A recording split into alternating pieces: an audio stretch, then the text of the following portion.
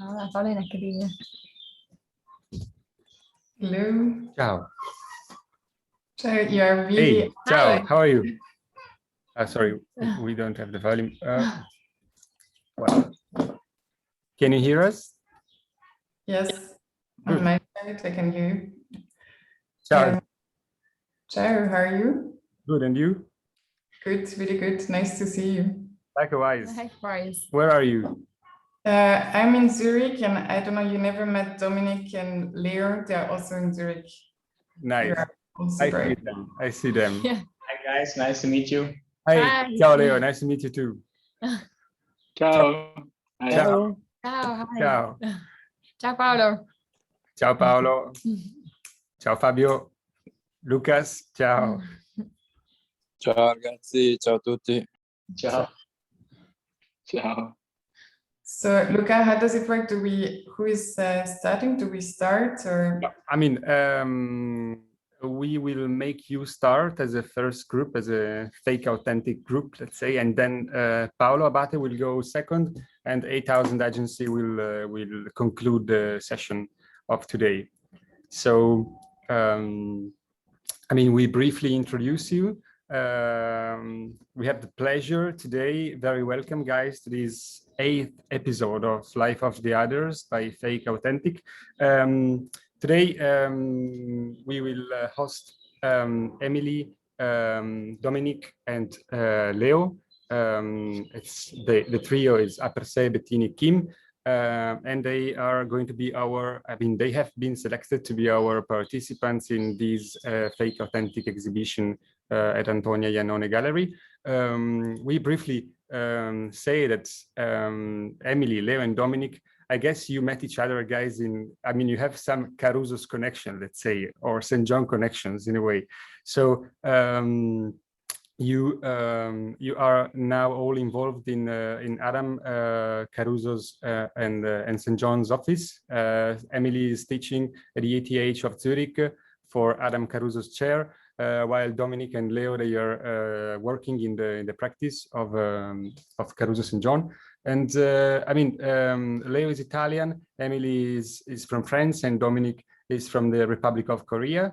We had the pleasure to see the intelligence of their work, and we selected them with an object that in fact will never appear apparently in the further exhibition. But they brought us a new idea, which is terrific, we have to say, and we very much appreciated your intuition, let's say. So we can guarantee to you guys that it's very ironic, of course. We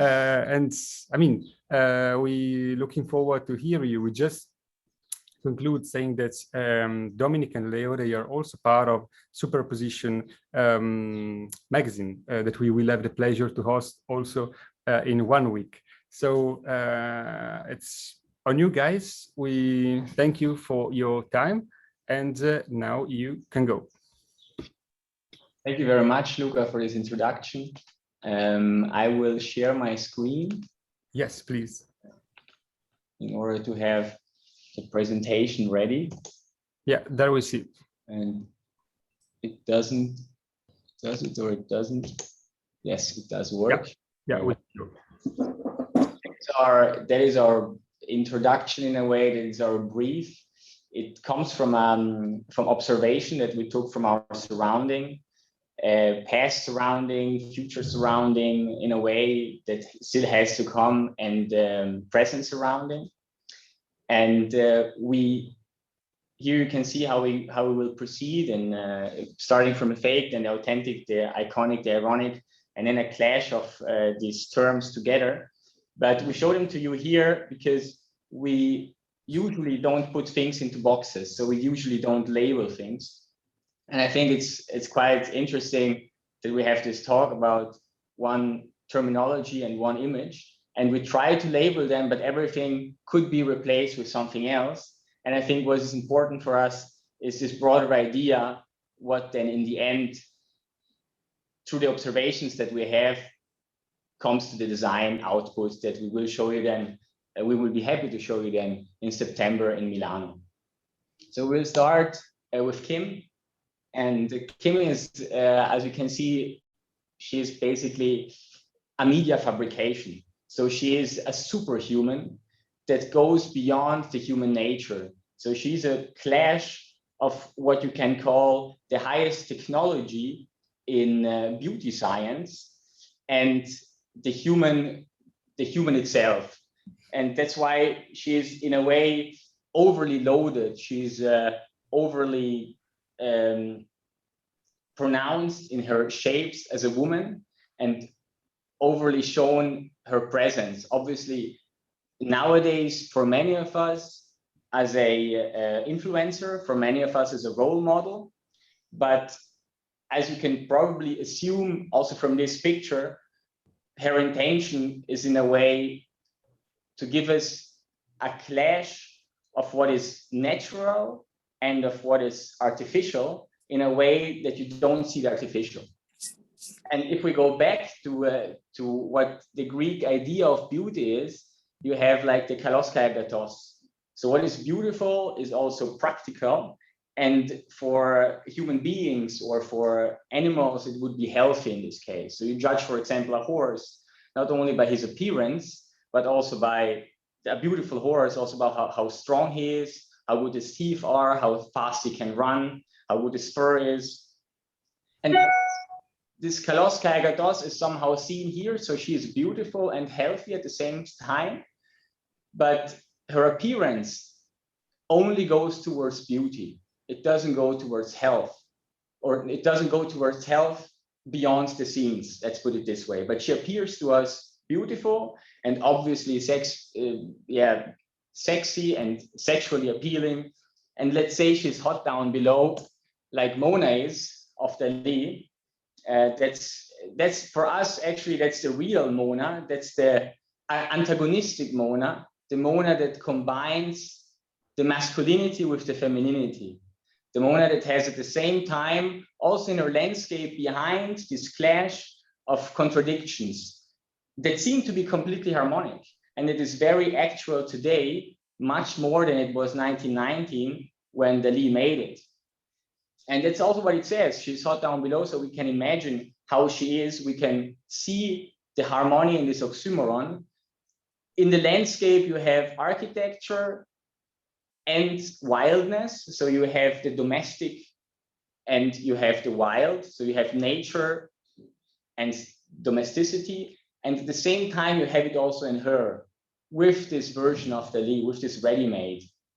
And it's much more actual than it used to be 100 years ago, obviously, because that's exactly what our issue is, bringing together what seems opposite into what can be harmonic and what can actually work better than having the two apart.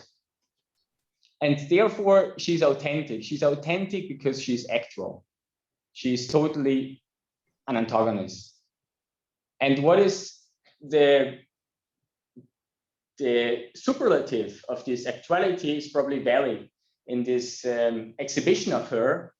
But I mean, this action of her called, this is the genital panic of 1968. And here you can see her appearing as, not like the Greeks would say, the woman is the active and the male is, the woman is the passive and the male is the active in the old antique conception of gender. But here you see her as an active woman. She has not activity by appearance, but she has activity what is behind her appearance. So you have, obviously, everything she's showing is very muscular. She has this man spread position. She has the prolongation of the penis through the machine gun. She has this firm, intense look. She has pants and a leather jacket. So what she appears to be is actually, in a way, what she is not, because what you see, what you focus, the first thing is obviously her vagina that she presents with proudness. She doesn't need the activity, the sexual activity that the Greeks used to have, like the man is active because he can have an erection, but she's active because she's a woman. And that makes her an icon, Her activity makes her an icon because it makes her socially appealing. It brings her away from being an object. It makes her politically appealing. And when you see this image, you don't get active yourself in a sexual way, but you get active in an intellectual way. She stimulates the activity intellectually. So she makes you aware of social ideas and social concepts. She makes you aware of politics, of gender equality, and therefore we choose her as the icon of this presentation. Yeah, and for the next one, ironic, we thought that the lamp called Patroclus from Guy Orlanti would represent quite well the ironic, and it was inspired by the Greek mythology and the story of Patroclus. I'm not an expert into Greek mythology, but Patroclus was one of the Greek soldiers that got into the Trojan War and where he actually got killed. And he was a really long time friend of Achilles, the key figure of the mythology. And the legend says that they were actually lovers, Patroclus and Achilles, but this liaison was never claimed by the mythology. And looking at the object, you see in glass what could be the form of a body or a chest, which is kind of restrained by this V-shaped armor. The form feels like it wants to go out. It's like almost drawing out from every side, and it's done kind of in a delicate way, and it's still fragile. There is something generous in the overall silhouette. It could come from a female body, you could say, but it could also describe the kind of swelling muscles of a warrior. It's also, you can recognize the shape of the shoulders and the biceps kind of bound in this wire. And if you go you look a little bit more down the waist, at the waist level, it feels that the metal, so armor is almost too small for the body. So there is something really ironic in the forms, and it's almost a little bit burlesque. It's if you also think of the way it was built, it's blown glass, so you could imagine the glass being blown and to create this you could say kind of layer, like a body full of air with blown muscles. And yeah, but in the same time it has something we think really sensual and really poetic, which describe really well incredibly well this ambiguity, the tension and the complexity of this liaison Achilles-Patroclus, maybe even the anger of Achilles when Patroclus got killed. It's also interesting because the lamp is handmade, and if you look at the lamp, if you search on Google and you see different versions of this lamp, it has always another character, because it's always a little bit more blown, or it's always a little bit more round. And it gives really another personality to each piece. So yeah, so it's ironic in that way, in the way shapes and materials play, and for the narrative aspect, the power they can tell a story, but it's also authentic because the material do what they are supposed to do there. Like you could say that one couldn't exist without the other one. They rely on each other, and the light shines through, it brings the glass and the metal together to make a really particular light. So in a way, she brings together things with the irony in this piece. And it doesn't mean that it doesn't have to be taken, the message has to be taken not seriously. It means that things share contrast. If you go, Leo, to the next slide, then for this one, we chose to show an example of the work of Celia Pym. She's an artist based in London who works since a few years on the idea of damage and repair. It's something yeah, it's something we are starting to look at also in the at the share of Adam Caruso for next semester, and what could it mean for a larger like architectural practice. But we chose here this picture. It's probably one of the most caricatural piece she made, but we chose it to illustrate this idea of authentic ironic. And ironic, it's probably what most people would think looking at this sock, this Adidas sock repaired, because today it's overall more, it feels stupid absurd to repair a sock that has a hole in it. It's overall more expensive to repair a sock than to throw it away and to buy a new one. But also become a necessity for obvious reason, for sustainability reason, right? And in this example, she uses special traditional darning techniques. It's not done in a hidden way, it's done in a rather extravagant way. It's really colorful, it's really compositional, and you feel there is a certain handwork behind a savoir-faire. But it's not just about that, it's also about caring for others, because she takes pieces of clothing that have been worn by people, so quite personal object, and you know, like how you can be attached to a piece of clothing that you have been wearing for a long time. So somehow there is, in the way that she's repairing them, and it's for us a really intimate act to do that. It's you know, you ask your mother, generally when you have something you want to keep and repair, you ask your mother to do that. So there is something about love almost, and so in that way it's really authentic. And by being repaired, this business almost becomes, I mean, they become unique.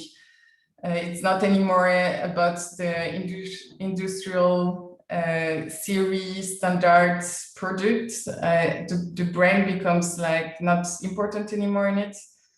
So yeah, that's for us what makes it really authentic. It addresses actually really important contemporary issues, and it's not about just the economical value. It's yeah, the way the act of repairing gives to the objects more value than it used to have. Another point, wait, I just have to say something else. What we also were thinking of, it's like what questions here, it's also like the question of this aestheticism. Is that ugly? And this is something maybe we should think of, like in a more general way, like should we, if we think that's ugly, should we start to slightly change our way of looking at things? And yeah, now we go to the design, and you can change, Leo.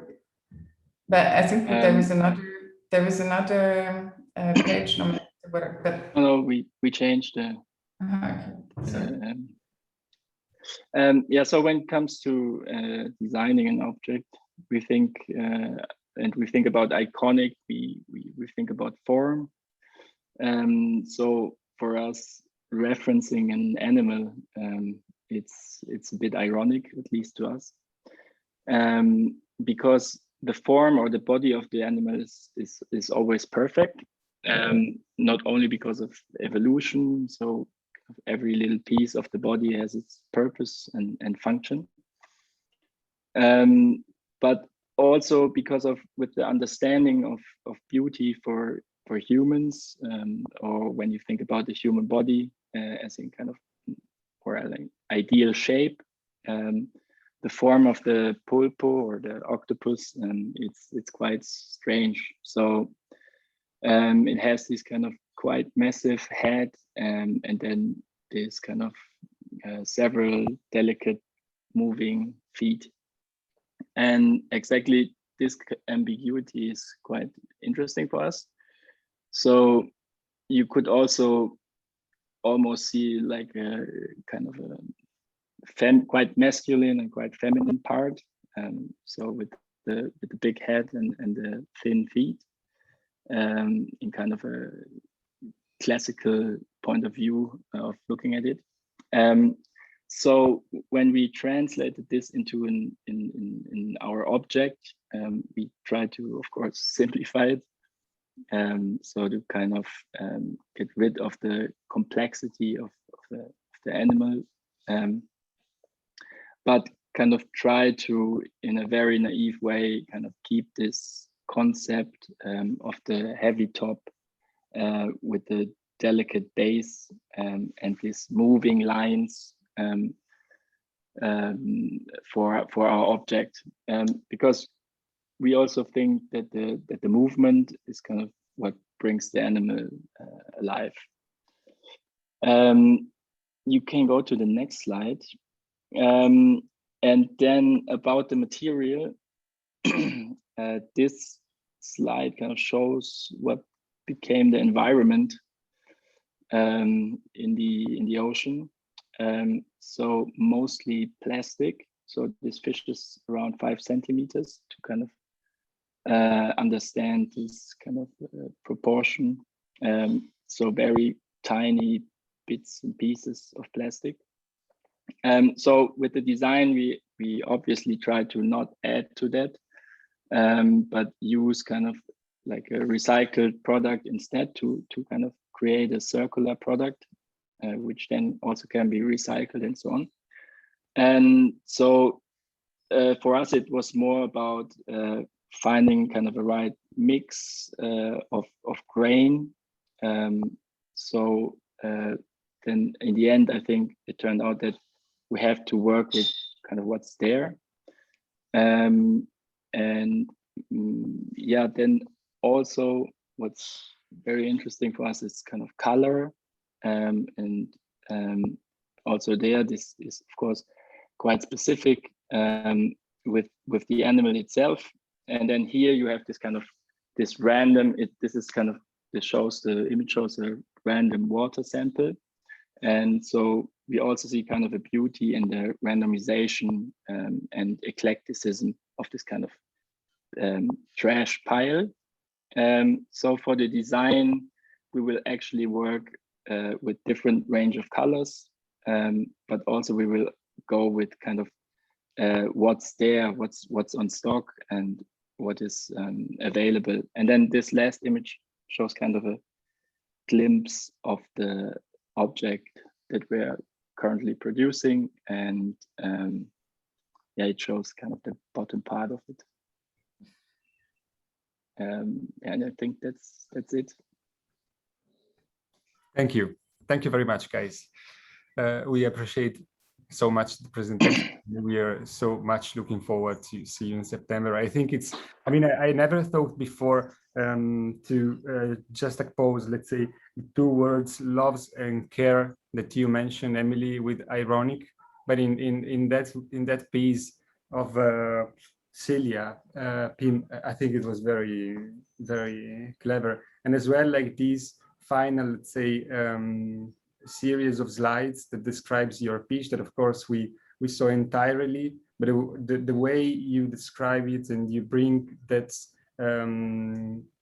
together with references, it's about like nature and artificial, which was very recurrent in your presentation, from Kim to Mona to Polpo. I think it's very sharp, and your piece is very sharp, and it's very strong, yeah, and clear. So thanks a million. We look forward to see you in September. Finger crossed. Yeah. Thanks, guys. Thanks so much for having us. Thank you. Yeah. Okay. So thanks. Now we move on to Paolo Abate. Ciao a tutti. I will Paolo. shortly introduce you, Paolo. And Paolo is a young Italian architect and photographer. He teaches interior design at SUPSI in Switzerland, and he has been widely published for his astonishing pictures. We are impressed by his sensibility in catching the beauty of things, sometimes a very unconventional beauty, actually. His pictures are extremely silent, and that silence makes beauty scream out loud. So we are really looking forward, Paolo. Grazie mille a Luca e Stefania, soprattutto Stefania per questa splendida introduzione. Thank E you. oggi parlerò in italiano perché mi è più comodo, soprattutto quando si tratta di parlare di bellezza, di quelli che sono i miei interessi, mi riesce molto più semplice. E oggi ho voluto costruire per voi una piccola presentazione con 5 immagini che ho scattato nel corso degli anni, che rappresentano appieno quelli che sono i miei riferimenti e al contempo anche quelle che sono le parole tema che hanno fornito Luca e Stefania, soprattutto perché sono dei termini nei quali spesso ricorro in quello che è il mio lavoro di fotografia e mi ci ritrovo molto spesso. E infatti, ad esempio, scusatemi,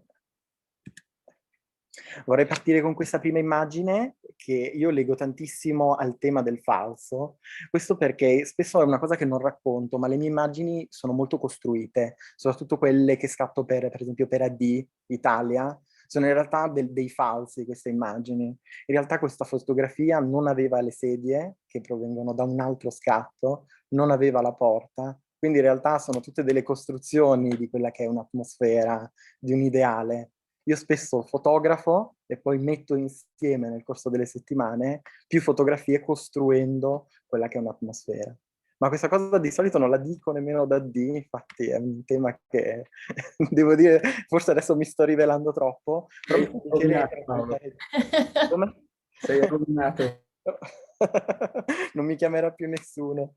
Però la verità è che faccio questa operazione perché trovo molto interessante quando scatto fotografie, non tanto quello che scatto sul momento, ma piuttosto quello che ho immaginato scattando una fotografia. Quello che mi interessa molto, infatti, è più la visione che ho di quel posto.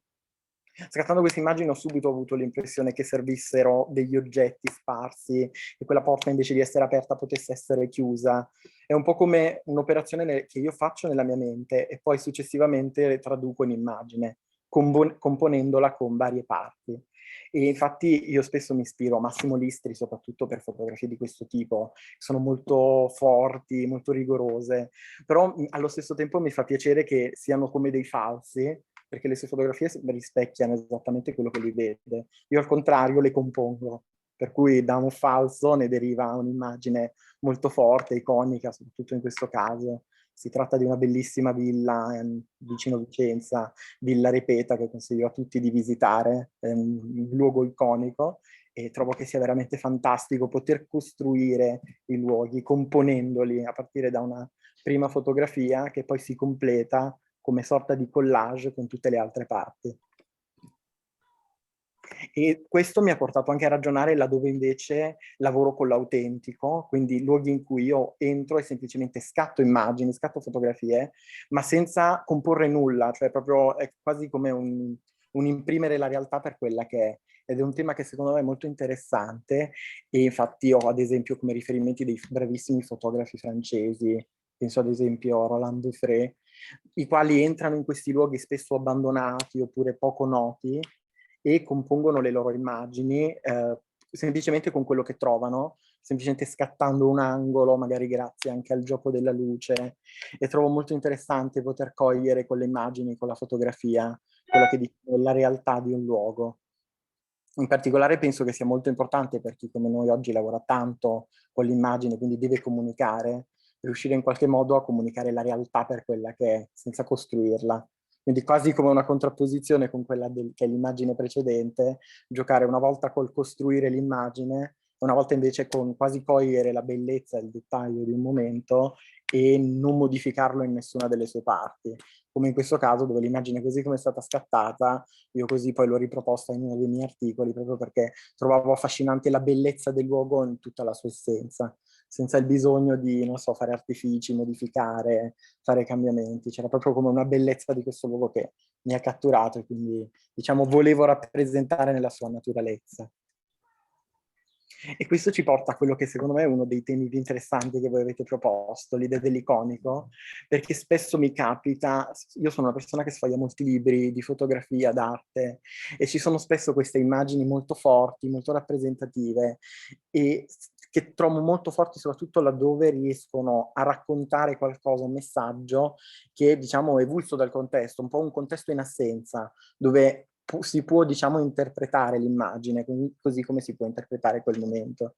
E come in questo caso, per esempio, ero alla stazione di Milano Quello che mi aveva catturato è che io in realtà ero a fare una passeggiata, stavo per fare le fotografie a queste colonne, quando mi accorgo che nelle colonne a fianco c'era questo senza tetto che dormiva, e mi incuriosiva moltissimo nell'immagine avere proprio questo personaggio, perché è quasi come una persona che viene schiacciato dal peso di questa architettura molto forte, e mi divertiva soprattutto che i cuscini sui quali dormiva ricordano in qualche modo proprio la morbidezza della pietra levigata.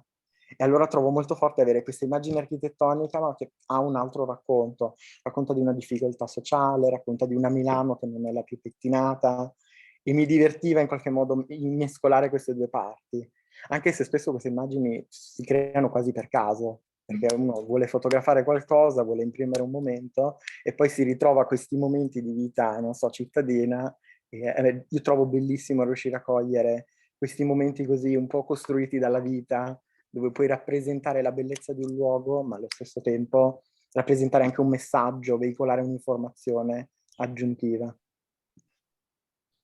E questo ci porta invece a quelle che sono forse le immagini che più mi divertono in assoluto, perché io adoro tantissimo giocare con la fotografia, con l'immagine, un po' come raccontavo all'inizio, che mi piace falsificare, unendo parti di diverse fotografie. E ci sono volte in cui magari architetture, a me per esempio, voi sapete Luca e Stefania che a me piace moltissimo fotografare i fari delle auto, perché ho proprio questa ricerca, non so, mi piace ricercare dei volti, ricercare delle forme simili in altri oggetti, e ricordo di aver composto un intero articolo grazie a questa fotografia che avevo scattato in una splendida villa piemontese, che mi divertiva tantissimo perché guardandola avevo proprio l'impressione che questa casa mi stesse guardando. E trovavo molto ironico, molto divertente avere, non so, come quasi un guardiano che ti osserva mentre entri in casa sua. E infatti trovo interessantissimo l'idea di tema dell'ironico, dell'ironicità, quindi del divertire anche un po' con l'immagine, anche un po' cercare un collegamento non diretto, ma che in qualche modo ci possa subito, non so, rubare un sorriso, una smorfietta. E a me capita spessissimo di fotografare veramente le cose più semplici, ma cercare sempre in qualche modo un volto, una forma, qualcosa che mi ricordi qualcos'altro, ed è una cosa che mi diverte tantissimo, infatti.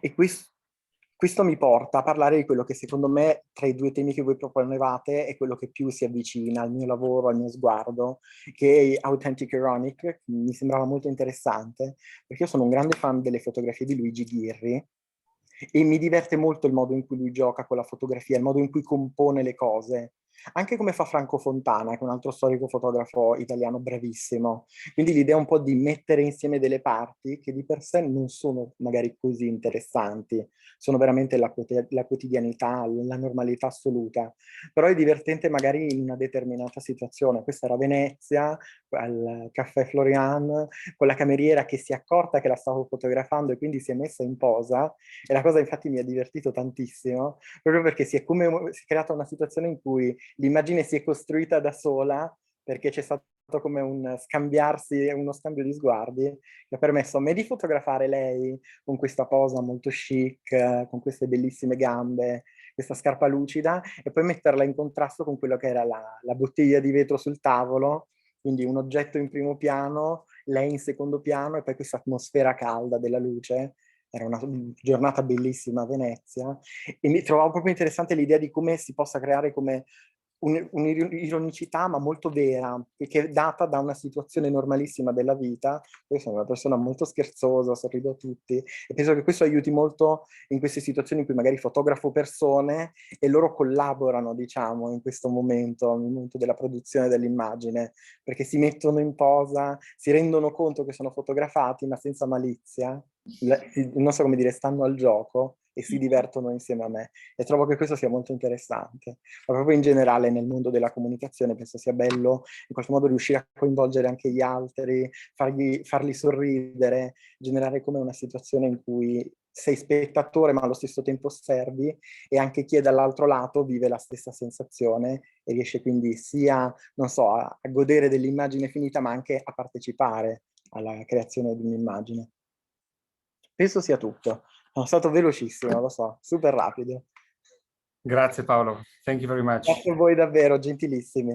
Grazie mille. With these last comments, you made me think about Pasolini's Comizi d'amore, in which, I mean, this camera look at young kids that laugh all the time and smile all the time to Pasolini. It was a beautiful description of your picture and of your work.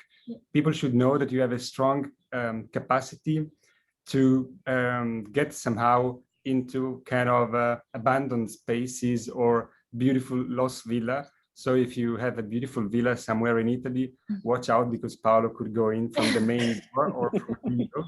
And but I mean, it's true. You always smile, and we love you because of this, and not only because of it. So thanks a million, Paolo. And I think it was also very interesting, the starting of your presentation, your talk, because you identified like those pictures that you're composing, like something that is fake, but in a way I find it also very authentic, because you're a photographer, but you're also an architect, and by doing those kind of pictures, your architectural history is coming out. You're kind of creating a new space as you would like it to be. So I find it's also very interesting, and it's a quality. It's really thanks. Thank you, really, thank you. Thank you, Paolo. Thank you. Next. Okay.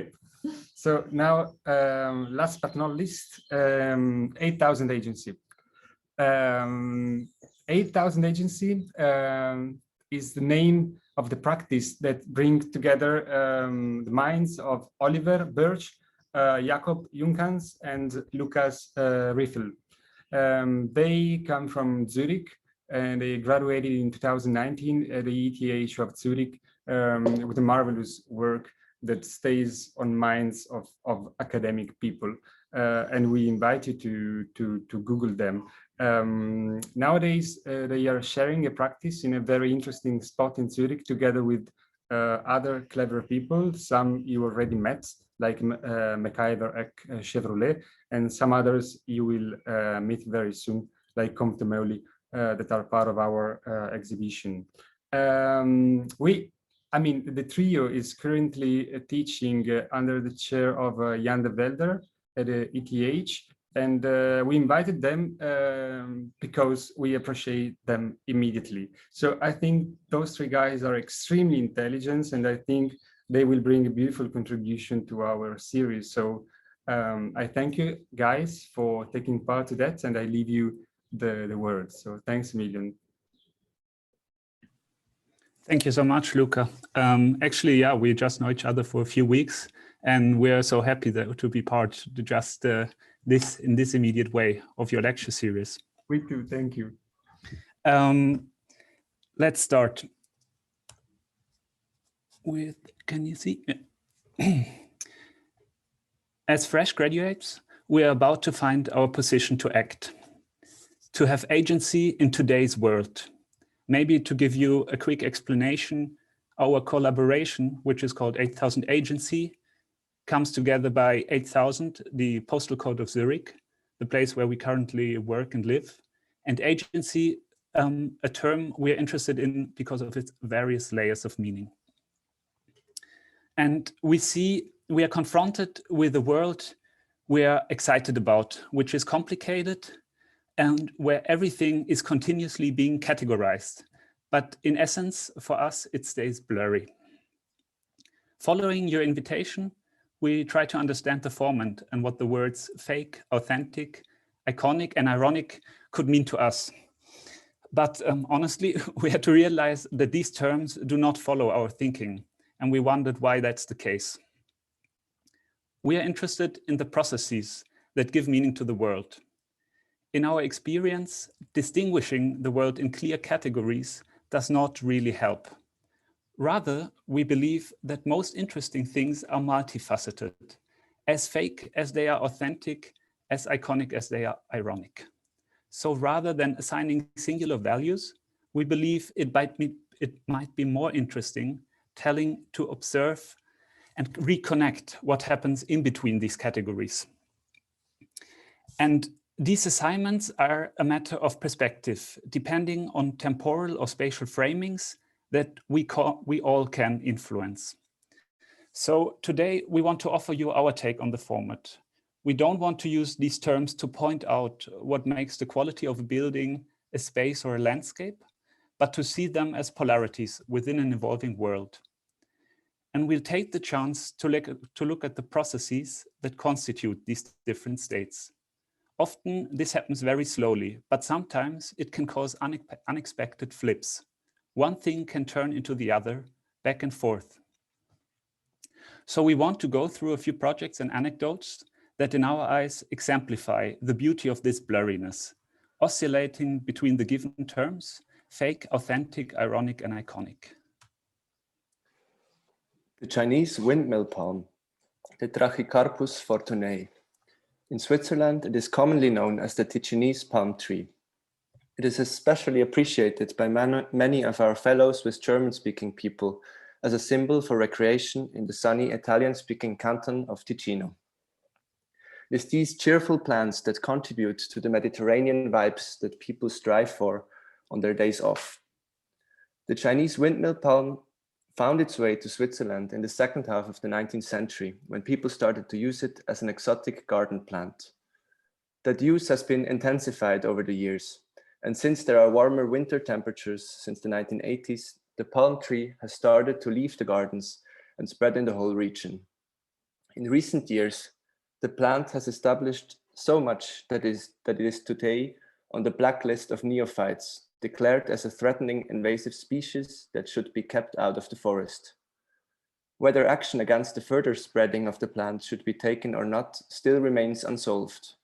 But anyways, in the meantime, the palm tree has so much arrived in the minds of everyone that we cannot think of Ticino anymore without it. And that image is also well appreciated. So today, the plant is at the same time the invasive Chinese windmill palm, as well as it is the Ticinese palm tree. It is Kraut and Unkraut, plant and non-plant. The palm tree is perceived in a flickering way. It is both foreign and identity forming, fake and authentic, just depending a bit on how we set the frame of looking at it.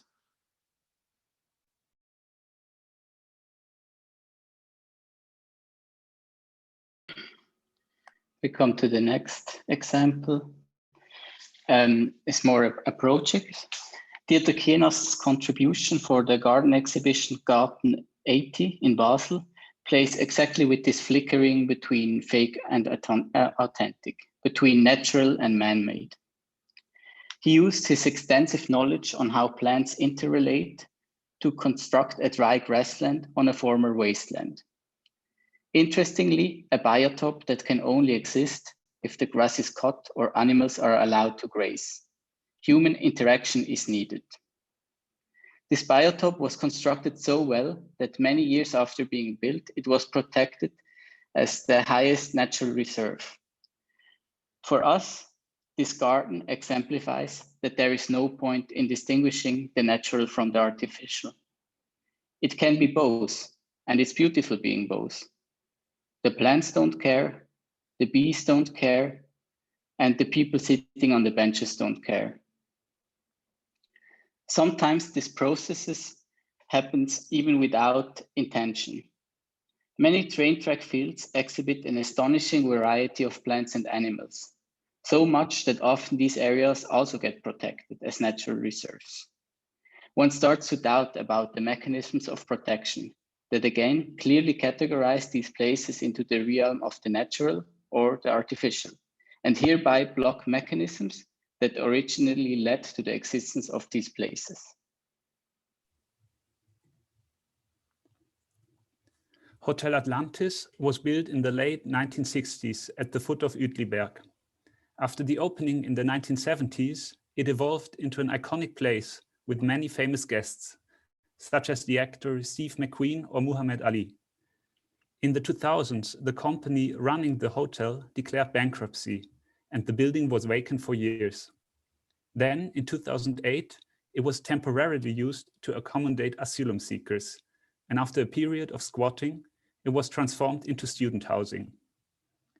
In 2012, the building was bought by an investment group from Qatar, with the intention of the emir to reside on the top floor of the building. The whole story is not without a certain irony. With the death of the emir before even moving in, the building is today on sale again as a freshly renovated luxury hotel, but empty. So beyond the categories of program and the initial design intentions, the building exemplifies the power of architecture to host unforeseen, sometimes contradicting stories within even the same room. Today, Hotel Atlantis is a place where everyone in town knows something to talk about, depending on age and interest. People relate the building to Muhammad Ali's fight in Zurich, the refugee crisis, a colleague's bachelor exam being written in a hotel room, or the mysterious stories of the emir from Qatar.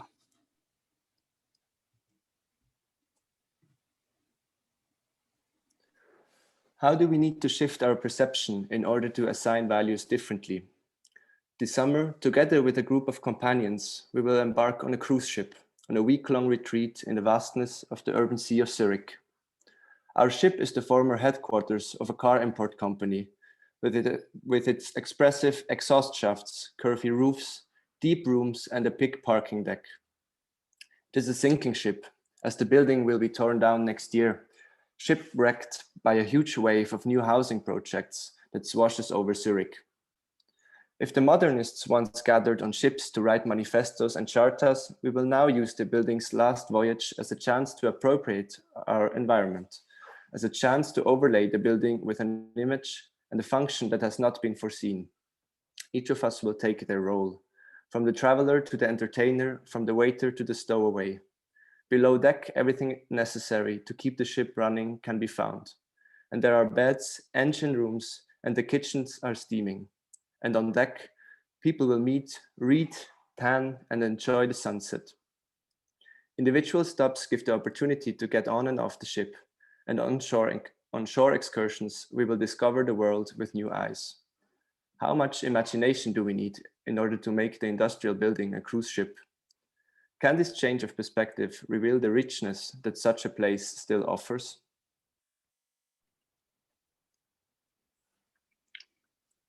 In our view, buildings, objects, all things surrounding us are not static. They are embedded in a network of actors and relations, which lead to constant re-evaluating and multiple connotations. The examples show how we can shift values ourselves and how we can discover unexpected things in our diverse and rich surroundings. We oppose the tendency to find solutions that negate the complexity of the world. We try to avoid any kind of singular thinking. For us, it is not important if something is fake or authentic, iconic or ironic. In contrast, we believe that good solutions can be found in between the polarities, in the net of the existing, stitching together things that normally are not together. So we are in a process to find a way to act, a way to gain agency.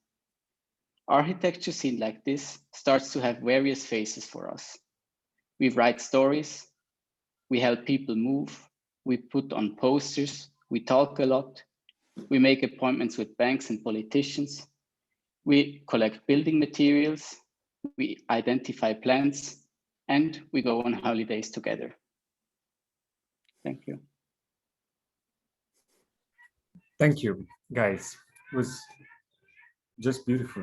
I mean, I love the expression, the beauty of blurriness that was really present in all the images and research that you did in a very short period.